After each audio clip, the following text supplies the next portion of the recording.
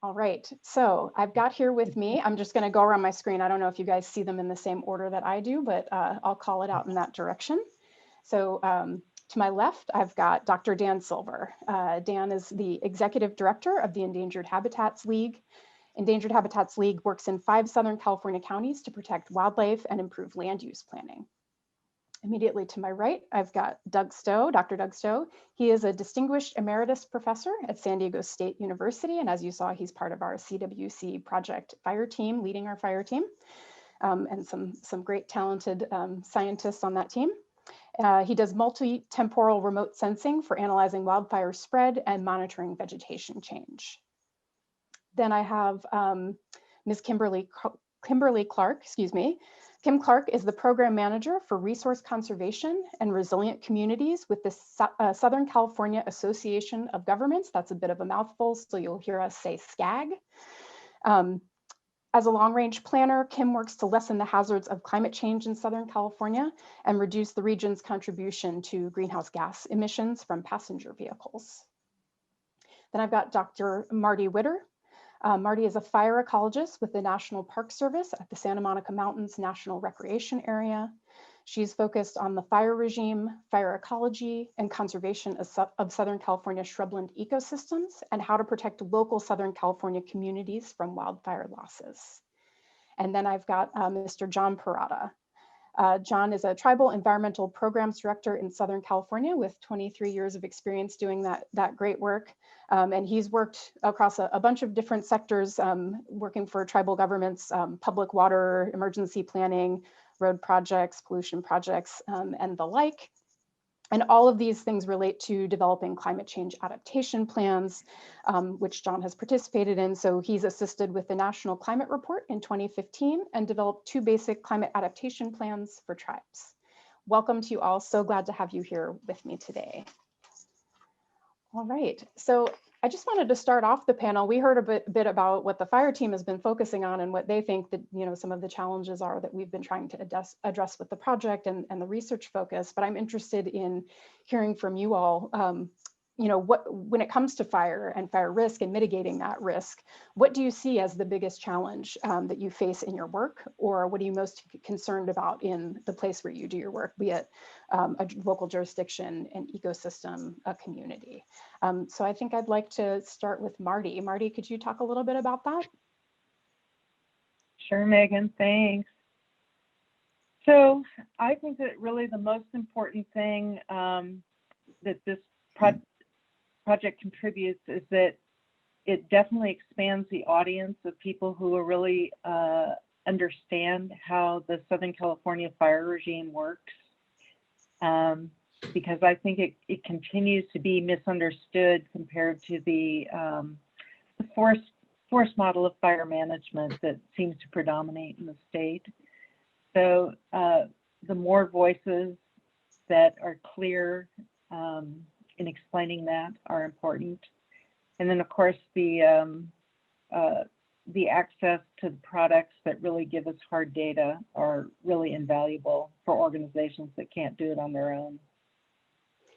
Thank you, Marty. And I think when we had some preparation calls to talk about a little bit what we might discuss on these panels, and Dan, I heard loud and clear from you some of the issues that Marty raised. This misunderstanding of our fire regime. The standard that we hear is that we don't have enough fire, our forests are too dense, and that's really not the issue that you heard from our fire team. And I know you have some concerns. Can you talk a little bit about those? Sure. First, good morning, everybody. The 2 biggest problems I face are, first, CAL FIRE's counterproductive removal of native shrub vegetation, which feeds into the problems you discussed in terms of type conversion. And secondly, the relentless expansion of the urban wildland interface, or WUI, by local governments. Regarding the first point, as many of you know, CAL FIRE plans to clear or burn hundreds of thousands of acres of coastal state scrub and chaparral distant from communities. When doing so, provides no benefit against the wind-driven fires that cause loss of life and property, and they will accelerate the type conversion that you've already heard about. Though resistant to scientific information, CAL FIRE is the Bible for our governor, our resources agency, and our legislature. Regarding the WUI expansion, despite repeated catastrophes over the last few years, as an example, the San Diego County Board of Supervisors has approved tens of thousands of new homes expanding into high fire risk locations that also have a high risk of evacuation failure. Human-caused ignitions will rise, and homes built even to current codes will burn anyway. The problem here is not a dearth of good information, but rather the reliance by decision makers on a self-serving set of information that justifies what they want to do anyway. And this information comes from consultants and EIRs. So the challenge here for climate adaptation is getting people to listen who really do not want to listen. And I can go into more of the details of how this happens if you wish at some later point. Sure. Well, I think it's a great jumping off point, because I think it, as I mentioned early on in my opening remarks, a lot of this is about communication, and not just communication with the same people, and not just communication in the same way, and really reaching more people so that we can have a louder voice for what needs to happen. And so I think that's a perfect segue into some of the efforts that SCAG has been taking. As I mentioned, Southern California Association of Governments, SCAG. So Kim, I know you guys have been working to sort of change that paradigm from the regional planning perspective. Could you talk a little bit about that? Yeah, absolutely. Thanks very much for having me. One of the major challenges that our local jurisdictions in Southern California are facing is accommodating housing need while also being conscientious and properly planning for climate-related hazards. We're running out of space, to be able to accommodate new housing. And we know just in the SCAG region, which comprises every county in Southern California, pretty much except San Diego, we're going to be having 3.6 million more residents by 2045. They all need someplace to live. These are people who are maybe, the children of the folks who are living in our region now. Our population is going to expand. So we're in the position where we need to plan for future growth while properly understanding the hazards related to our climate that are in our region. And wildfire risk is one of those major hazards. As cities are planning right now, they're identifying future sites to accommodate housing.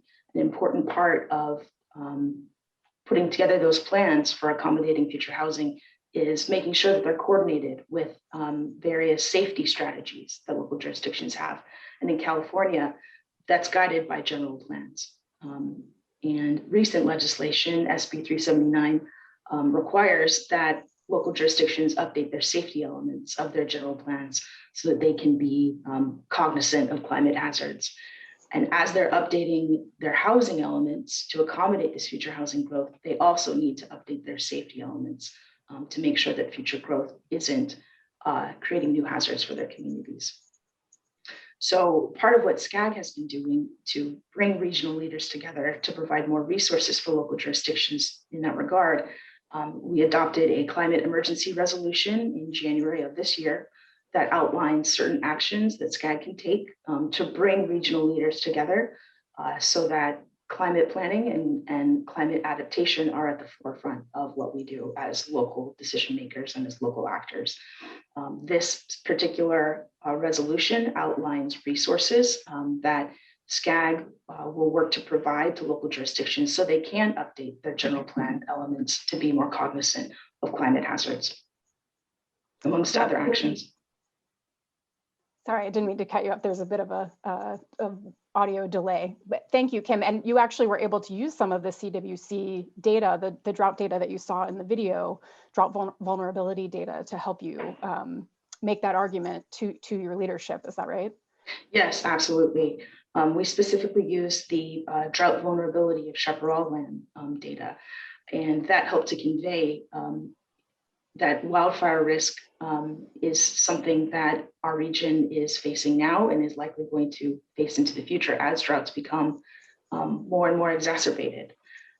your community might not be in a so-called high-risk wildfire area, but we know risks are increasing, and understanding the other factors that go into wildfire risk beyond what is currently mapped is something that's important for our communities to really understand, to have the best available science in planning.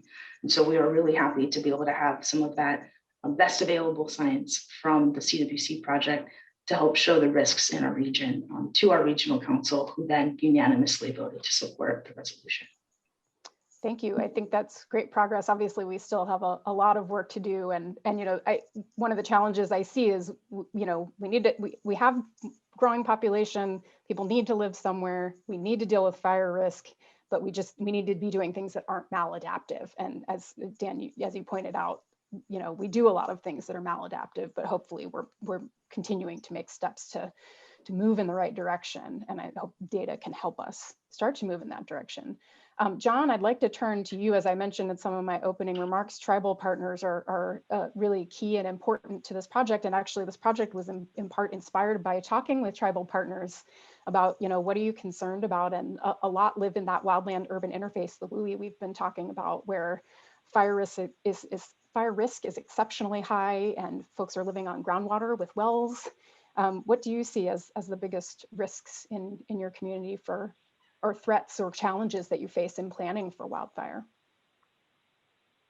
The biggest challenge, good morning, everyone. It's great to be here. The biggest challenge I have had is having all the administrative representatives available for planning, response, and mitigation.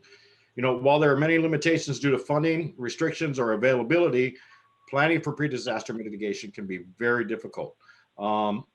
As an environmentalist, the ecosystem is a priority, which in almost every instance, the community and human health becomes the top priority, followed by cultural, historical preservation, with the ecosystem either falling partially into top priorities or occasionally being addressed after the fact, which becomes a top priority for restoration.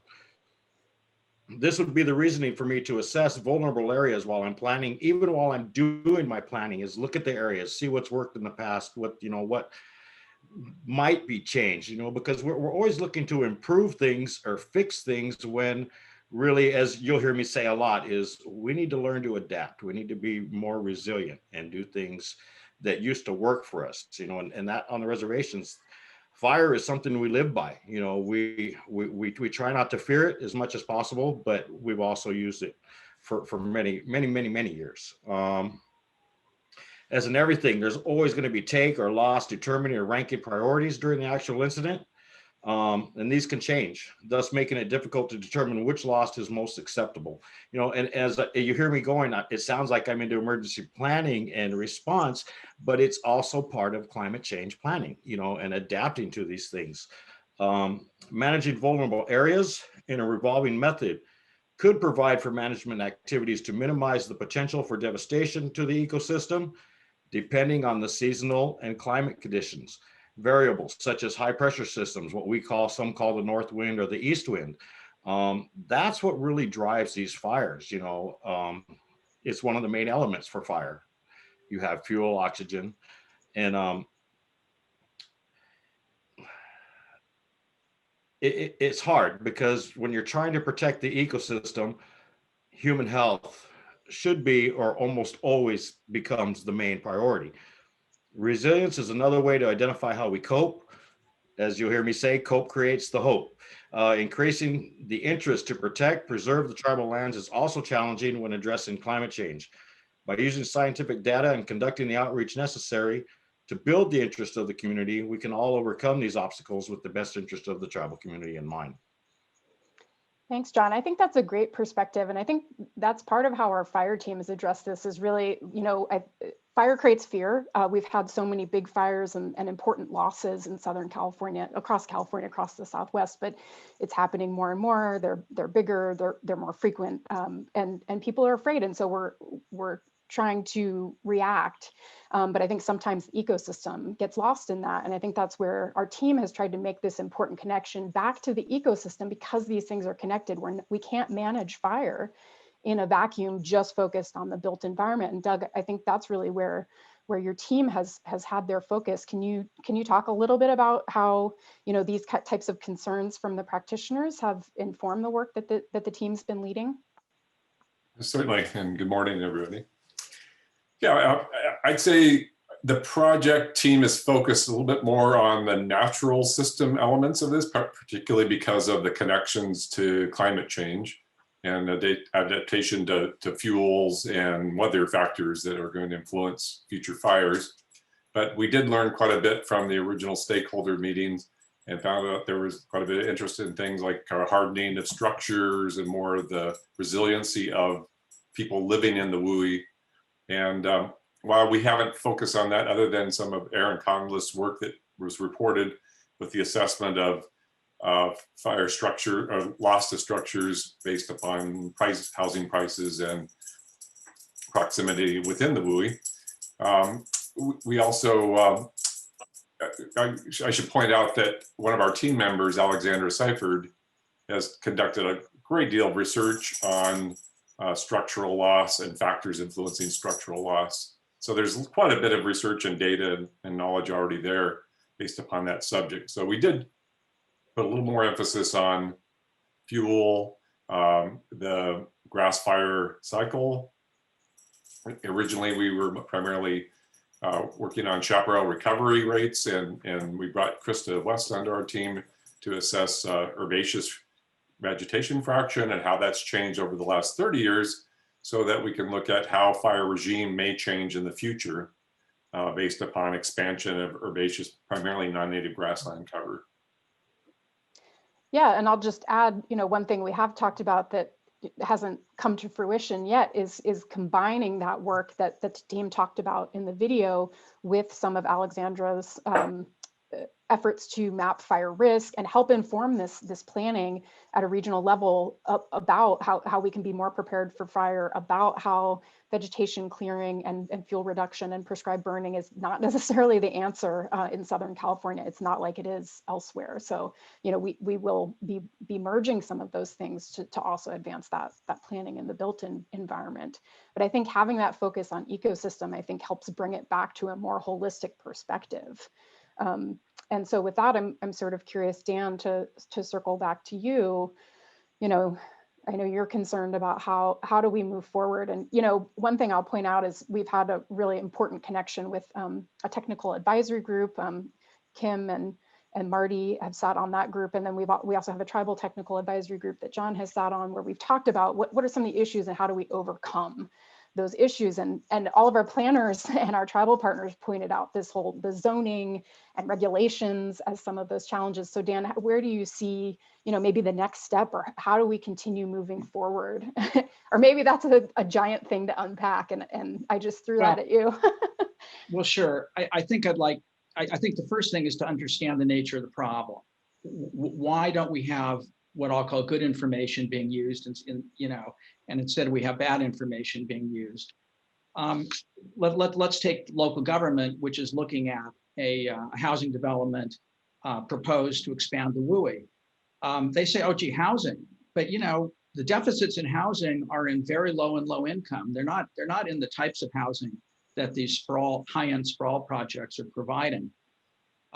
But the decision makers get information from EIRs. The EIRs are written by the developers, basically themselves.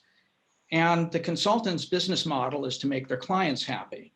So what you have is deeply flawed analyses, yet have this imprint of being prepared by so-called experts. And that quote expert opinion, even though it's basically a hired gun, will stand up in court. The second huge problem in terms of local government expanding the WUI is, unfortunately, the fire establishment itself.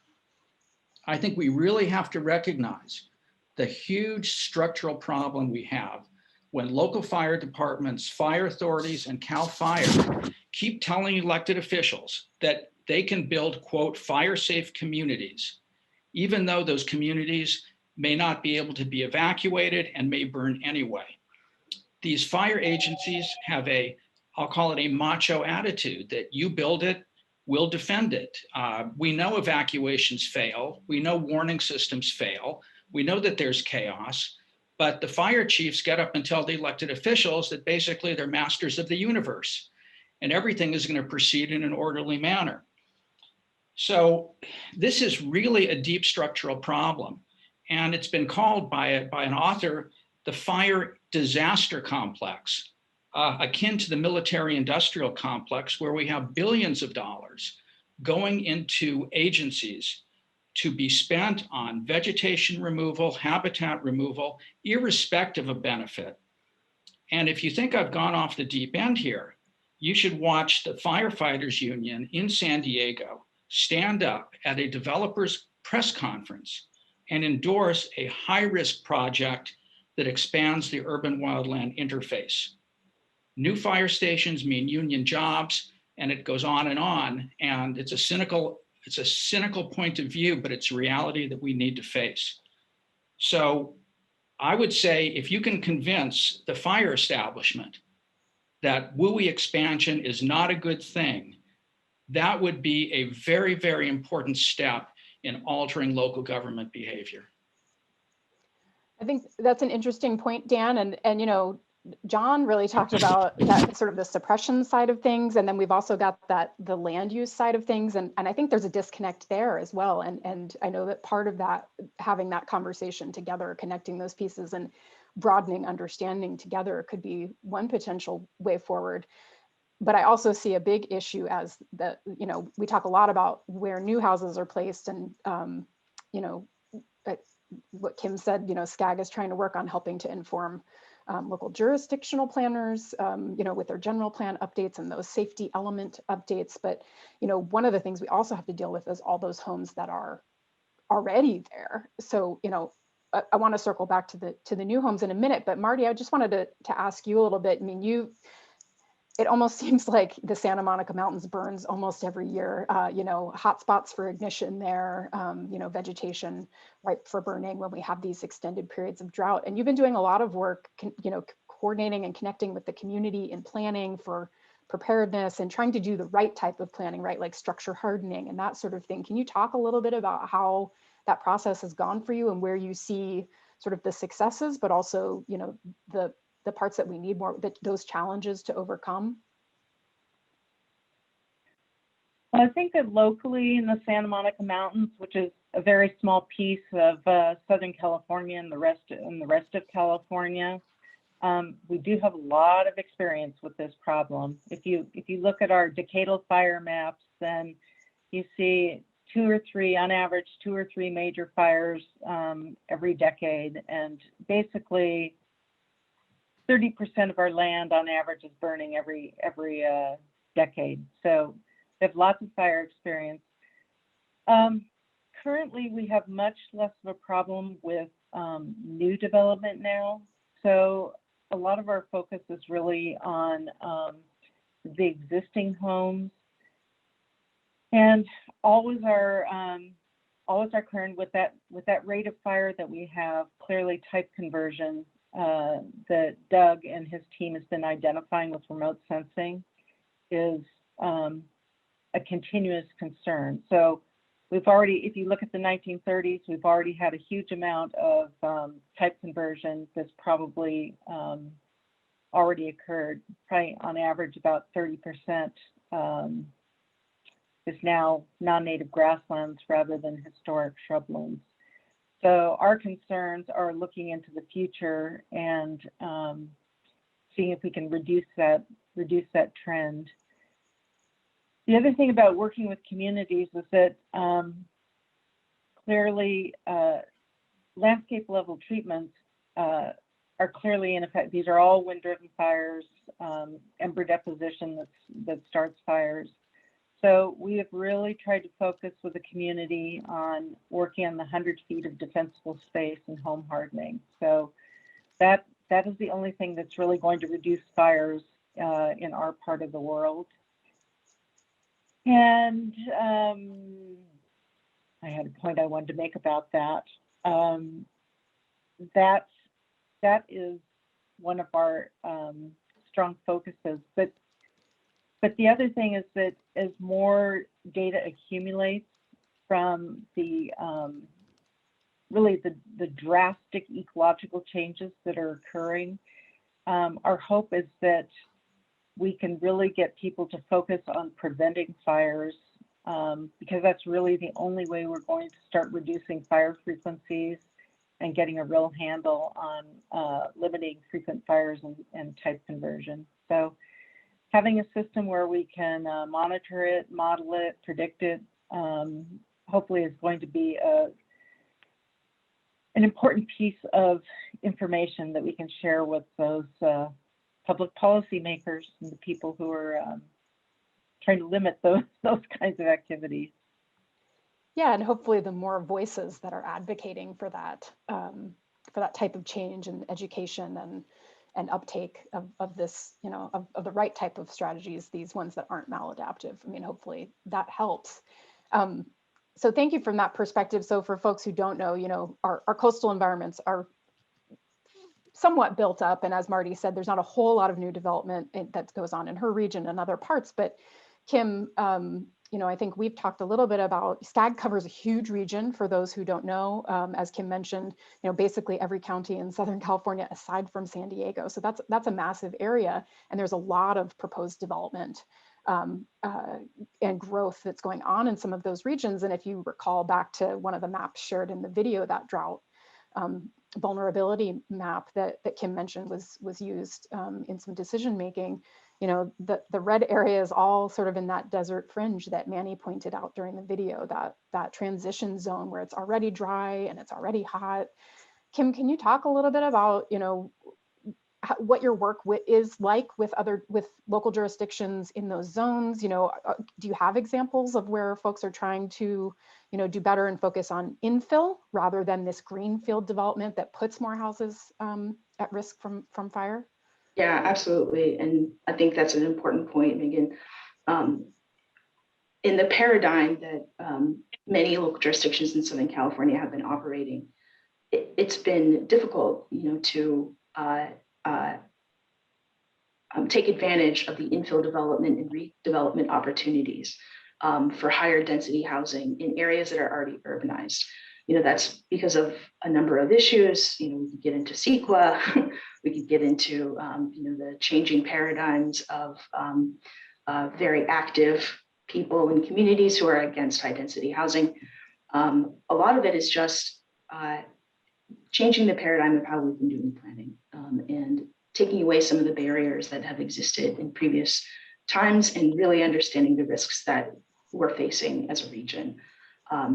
So part of our strategies for reducing fire risk is to look at outlying communities and try and get growth or trying to encourage growth to occur within the established city boundary.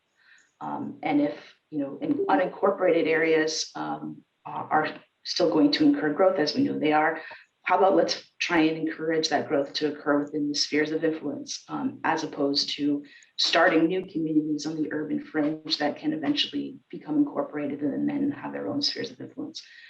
By doing this, by concentrating growth on encouraging growth to occur within incorporated jurisdictions outside of wildland urban interface areas, we're trying to reduce fire risk by concentrating growth in the areas that are already established.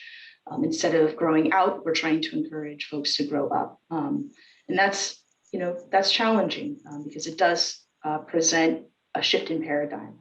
But I think it's important to emphasize in housing specifically that the missing middle is something that the missing middle housing, which comprises duplexes, triplexes, quadplexes, 6 units, you know, on a single parcel, 7 units on a single parcel. These are the type of small lot, or I'm sorry, townhome type houses that are a huge opportunity for increasing infill development, but are oftentimes not the type of huge multifamily structure that, you know, many opponents might have in their minds when it comes to, you know, their desires to maybe spurn high density housing. So changing the paradigm when it comes to different housing types and focusing growth in areas that are already urbanized, that are already having a wealth of travel opportunities, meaning that you can walk in your neighborhood, you can take a bus in your neighborhood, you can bike comfortably in your neighborhood. By encouraging growth in those areas and excluding or discouraging growth, I should say, in our outlying areas, overall, we're seeing positive impacts on our contributions to greenhouse gas emissions. So it's a multi-pronged approach where we're really trying to focus growth in incorporated jurisdictions and focus growth in urbanized areas. You know, it's the other side of the coin of wildfire strategies, because we know the region is going to be growing. We know our population is going to be growing. Well, and I think that connection to planning for vehicle miles traveled and greenhouse gas emission reductions, you know, that it seems that it should be easier, right? But changing the way we do things is never as easy as we would like it to be. Do you have any examples, Kim, of a jurisdiction folks could, a city that people could look to as you know, that one that's been more proactive or more successful in doing that sort of infill? Or really, I was interested in what you mentioned about sort of those different housing types. It's not necessarily all big apartment buildings, but you know, some of these different options. Do you have an example people could perhaps look to? Sure. The city of Anaheim is a really good example, actually, because it has a diversity when it comes to urbanized areas in the western portions of the city, as well as you know, wild or woolly areas in the eastern portion of the city. So part of the city's strategies has been to increase development in the areas that are better served by transit. And a lot of those strategies are complementary to the tourism focused strategies in the Disneyland area of Anaheim. So Gotcha. with a community that has those type of challenges, you know, the options are on the table really to emphasize growth in areas that are well served by transit now and into the future. Gotcha. Thanks for that example. For me, it always helps to have a visual. You know, talking about this whole development issue makes me think, you know, our tribal partners do not have a choice about where you know, where to build and where their lands are. Is that right, John? You know, reservations were delineated and people were directed. You know, how do you deal with the fact that, you know, many tribal lands that you've worked on, John, and perhaps where you live is in some of these high-risk wildland urban interfaces? How do you deal with, you know, managing that risk? I know I'm going a little bit off of what I talked to you about in advance, but I'm just sort of feeling the conversation go here, and I'm curious how you manage that in your planning and that sort of thing. In the adaptation planning for it can be quite complex, and as I mentioned before, you know, getting all the key players involved, that it's critical and it's so hard, and fortunately in my cases I've been very lucky to have fire agencies on board with, you know, planning and things like that for the reservation. But you touched it best, is reservations are a determined area and each one unique in its own way. You know, they all vary in size, vegetation, and where they're located. And with that in mind, it's really hard to plan, because as we grow, Kimberly mentioned it best, we're growing. Everybody, you know, not just the cities, but the reservations are growing as well. And now where we had buffers with the wildland on the reservation, what we could consider the wild urban interface, those were the areas where you made your last ditch effort to protect the communities, and, you know, or you diverted the fires. Now with those slowly disappearing, it's hard to plan. And with the water issues, again, with all the media and all the fields I've been in the environmental programs, everything comes related, and that goes again to key players. But you know, the best thing is, you'll hear me mention again, tribes live by fire. You know, again, we are somewhat concerned. There are people who are feared of it, you know, because as it came through and burned entire reservations and all the infrastructure, you know, that will always be in the back of your mind. And for future planning, you think, well, what are we going to do to prevent that? And key things is protecting the infrastructure and protecting the human health. You know, as you hear me say, and I hate to say it, there's loss and take. You know, and when fire comes, you're going to lose things, and it's hard to determine the highest priority. But as in the past, that's where the adaptation comes in, and restoring these areas, because as we've lived by fire, small areas have been burned, and even back in the 70s, forestry used to come out and they used to like to help, suggest or promote prescribed burn areas to provide habitat for the wildlife, especially the deer. And where I lived for 26 years, we were very fortunate. The fires always burned around us. We thought about it and we planned ahead. We kept the large buffers. We try to believe in the protective space for fires, for the fire agencies, but building that survivable space and looking at the areas where, well, when the fire does come, which way do we want it to burn? Where can we thin out the fuels? And it's hard. It can be very difficult because there's, in the tribal community, someone always wants to protect one thing or the other or everything. And, as I mentioned, you got to give, something's got to give, and it's hard to accept. Well, and I think, in discussions you and I have had earlier, you really talked about the need to not only have this this coordination and these conversations with folks outside of the reservation, and in particular, as things get closer and closer to reservation boundaries, having to have those conversations and, having some challenges there, but also having the conversations inside the community and making sure everyone's on the same page and has the same sort of understanding, right, about what needs to happen. Yeah, multi-jurisdictional issues, back in the 70s and 80s, there wasn't NIMS. NIMS wasn't in then. There was a state implementation plans, federal forestry. Everybody stepped on each other's toes when it came to suppressing fire. Now that there's the National Incident Management System in place, it makes it more uniform for these agencies to work together. And even though resources can be restricted or not as much as we need in some cases, they're gonna be where they're necessary, to protect that human health or those larger communities. On the reservation, again, we just think, okay, when they're not coming, what can we do? And we know they're not coming in most cases. I mean, unless it starts right there in your vicinity, then everybody shows up.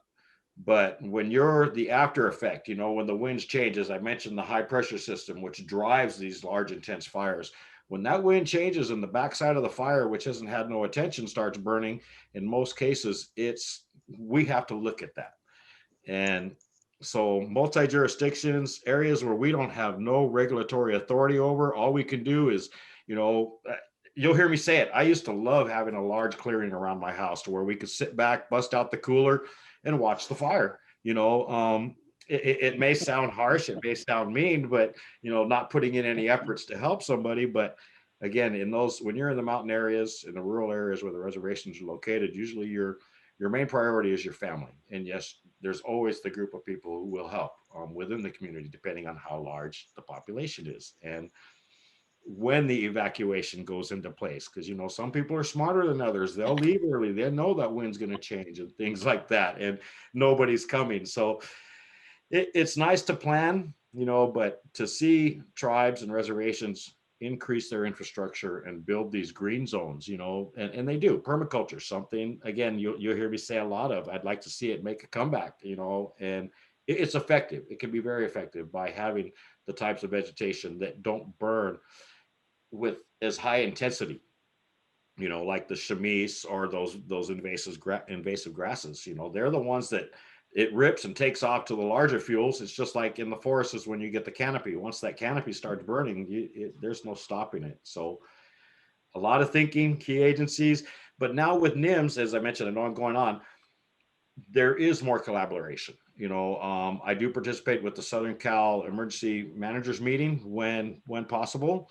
And there are a lot of supporting agencies for reservations and tribes that will come and help out, whether it's planning, response, or even in mitigation. So things are changing. And those support networks are really important. I mean, I think you made a really a key point that, all reservations are different sizes, different availability of resources to do the planning, to do the responses. So, I think having that network is, what I've heard from tribal partners, that, that support network and collaborative planning is really helpful in some cases. you know, especially when resources are more limited to do active planning or activities, you know, just with folks on the ground. And I would like to point out, you know, we're really focused on our shrublands and chaparral in Southern California. Of course, there's a long, as John pointed out, a long history of cultural uses of fire. You know, stay tuned for day 3 if you want to talk more about that. There'll be a lot of conversations about that. I'm really excited to join and listen in that.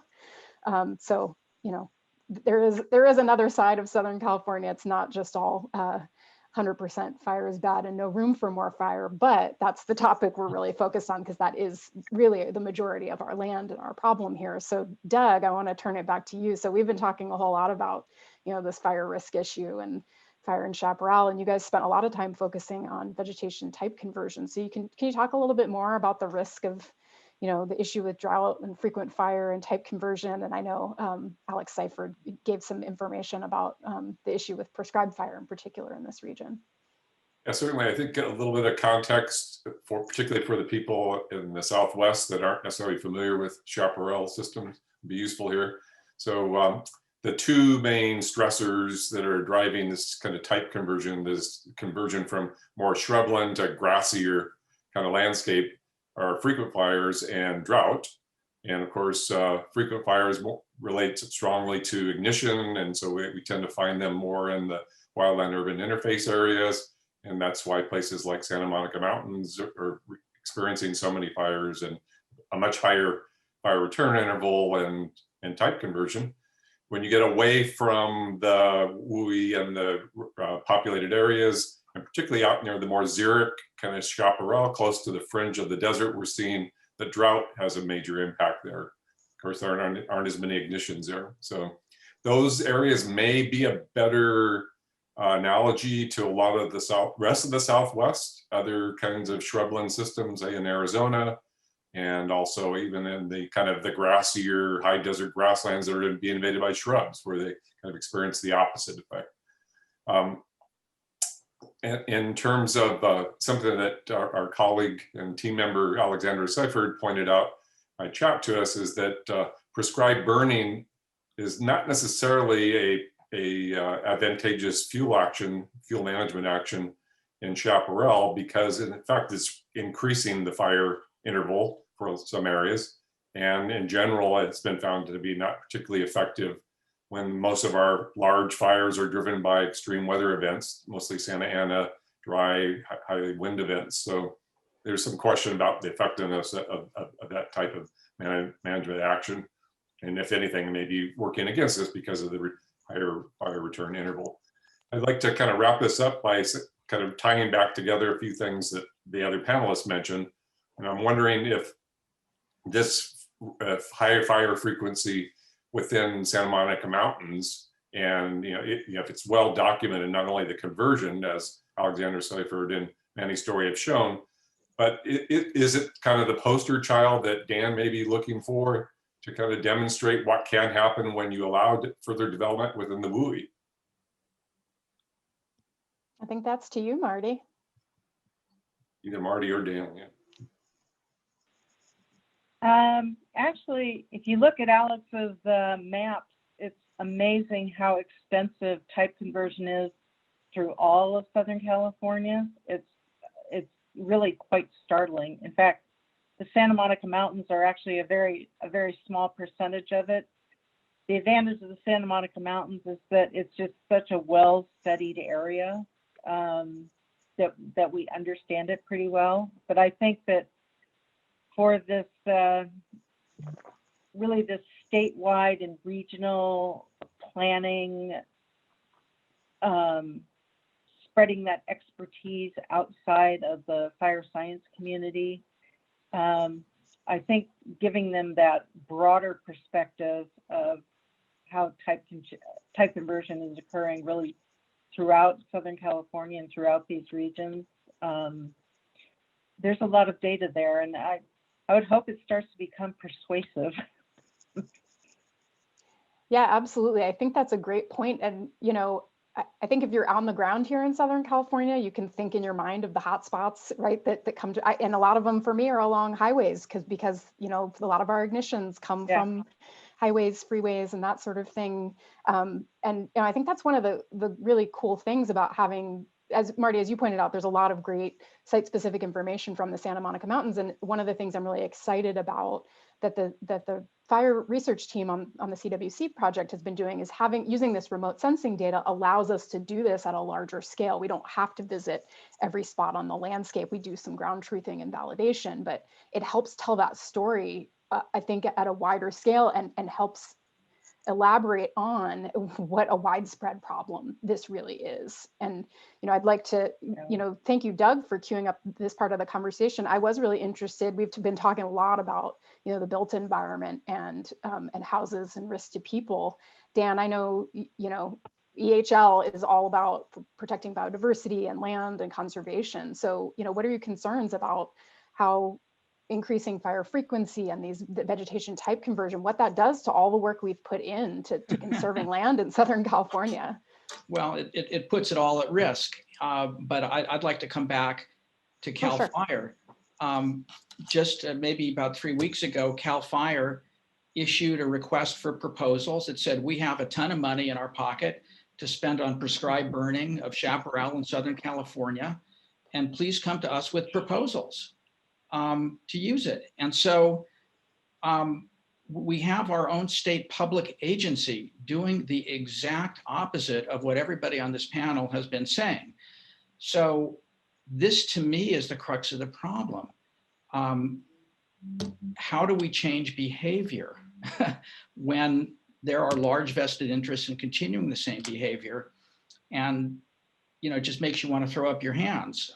What can you do in the face of this?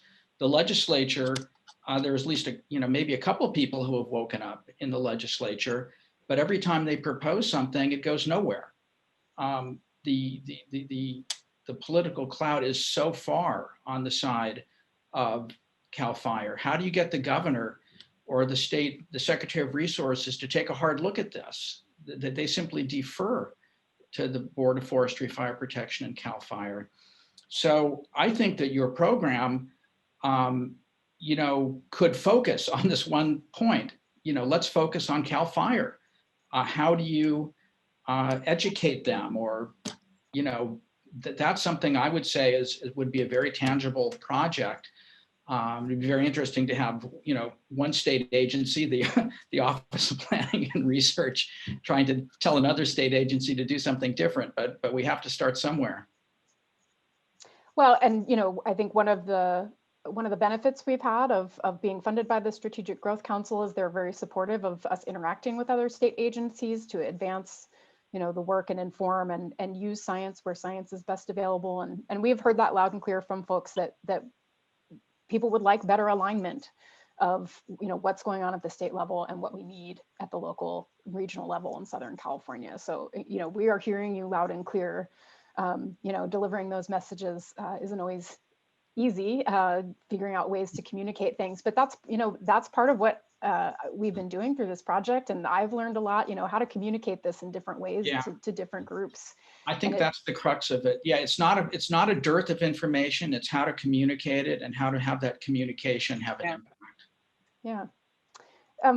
Kim, can you talk a little bit? I mean, how does SCAG factor in natural lands into the work that's going on, and how does that, sort of tie in with this, issue of managing fire versus, having fire detrimental to the landscape? Absolutely. We see our natural lands in Southern California as a recreation asset, as a carbon sequestration asset.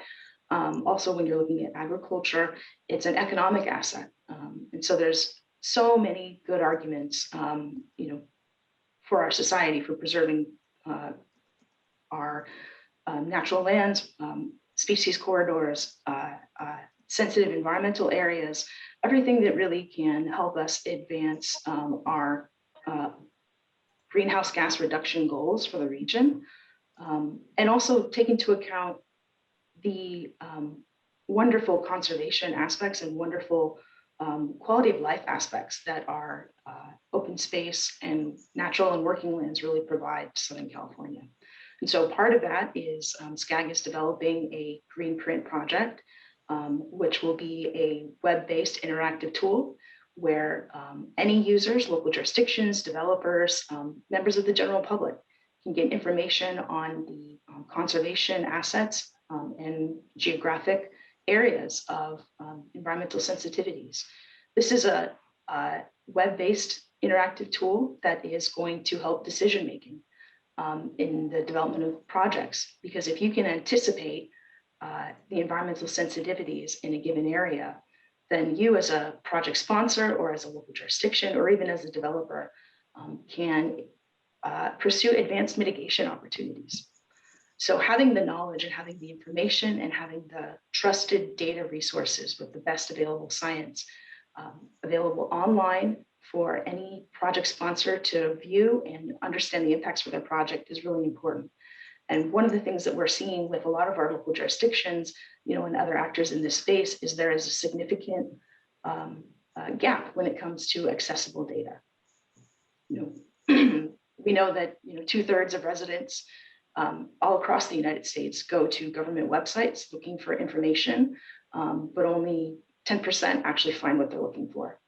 So by putting information about conservation at the forefront and making it easily accessible to all actors in this space, including the general public, it really helps us to take into account conservation, climate adaptation, and agricultural policies and strategies that can help projects occur, to accommodate future growth and accommodate our transportation needs, but also help those projects be more cognizant of the environmental sensitivities in our region, and particularly when it comes to conservation of natural and working lands. Thanks, Kim. John, I want to turn it to you. So you already talked a little bit about the natural landscapes and, natural land stewardship is such an integral part of, Indigenous culture. How does that factor into the way that you face fire risk or think about fire or communicate? Storytelling is also an important cultural practice. How does that all factor in for you? Oh, in many different ways, depending where, and I used to live in La Posta, and everyone would laugh because I used fire in my yard. That's how I protected my house. That's how I kept my barriers. We also used fire to bring back the grasses and we'd burn under the oak trees and things like that in certain areas. Traditional ecological knowledge, the TEK, it's something you try to find people who used to use various practices, the gatherers and everyone else, the hunters even, because they know and they'll tell you, wow, it's not growing here no more. Back, I want to say in the 80s, California, that's when a lot of the prescribed fires started to go away. They stopped the controlled burns. And what they didn't understand was for the natives, these controlled burns weren't just to burn stuff up, and sometimes I can remember being a kid and they'd say that, oh, they're burning everything up there. But, actually they were managing the land and to bring back some of those practices, because you can have your prescribed fires all you want every year. But in the old ways, we didn't burn the same areas year after year. You rotated your activities and the habitat would thrive. So with that, the old ways were very effective for the reservations, and it'd be nice to see some of those implemented in a manner for protecting the environment, protecting the habitat, moving forward with how we adapt to fire, and not for profit or creating this miracle, tools or whatever what always comes out of things. And that's my biggest concern is don't come to the tribes and ask them for their old ways when you're going to pursue profit, or something like that. Make it to benefit the communities and the habitat for the wildlife, because there is a lot of good knowledge. The old ways of the oaks, we never used to have the invasives, the bug that's killing all the oaks now, along with the drought and things like that, because the land was managed. Because the gatherers are the ones who knew, hey, it's not growing well, this is what we'd have to do.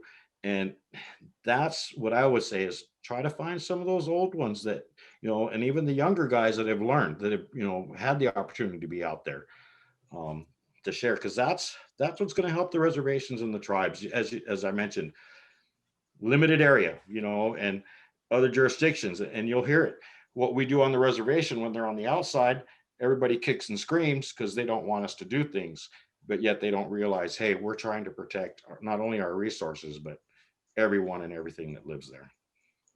Yeah, I think that's a really interesting point, John. And one thing it makes me think is, the old ways are really important. I know there's a lot of focus on how to return to cultural burning, and later you'll hear a little bit about a project we have where we're trying to think about our forest environment in Southern California and how to help return some fire there, where we actually do need some more fire, not our shrublands. But, one of the concerns I have about the old ways is the old ways were before there were 25 million people here.